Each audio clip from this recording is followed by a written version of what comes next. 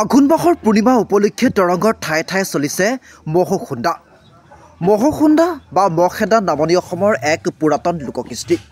আঘোণ মাহৰ পূৰ্ণিমাৰ নিশা ঘৰে ঘৰে মহখুন্দা পৰিৱেশন কৰি বছৰটোলৈ গৃহস্থৰ কুশল মংগল কামনা কৰাৰ লগতে গৃহস্থই পৰিৱেশনকাৰীসকলৰ পৰা লয় আশীৰ্বাদ। পুৰণি কালত বনৰীয়া মহ জীৱ জন্তুৰ পৰা পথাৰৰ ধান ৰক্ষা কৰিবলৈ গীত বাদ্য কৰি কৃষিজীৱী চহা কৃষকসকলে এইদৰে ওলাই আহিছিল।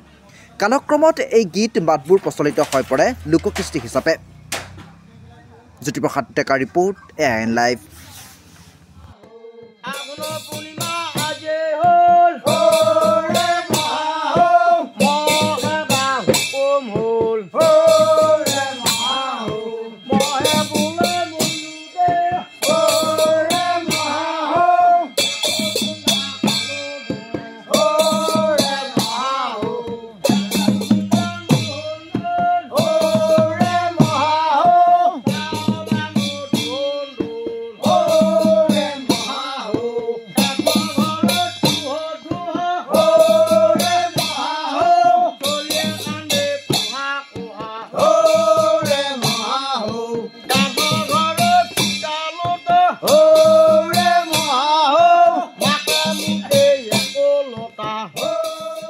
মহখুন্দা কাৰ্যসূচী হৈছে অতি পুৰণি কালৰ পৰা চলি অহা আৰু এই বনৰীয়া মহৰ উপদ্ৰৱত খেতি পথাৰ এই মানে নষ্ট কৰাত গৰখীয়া ৰাইজে বা গৰখীয়াবিলাকে মিলি হাতে হাতে জাঠি জং লৈ এই মহ খেদাৰ এটা কাৰ্যসূচী লৈ আছিল।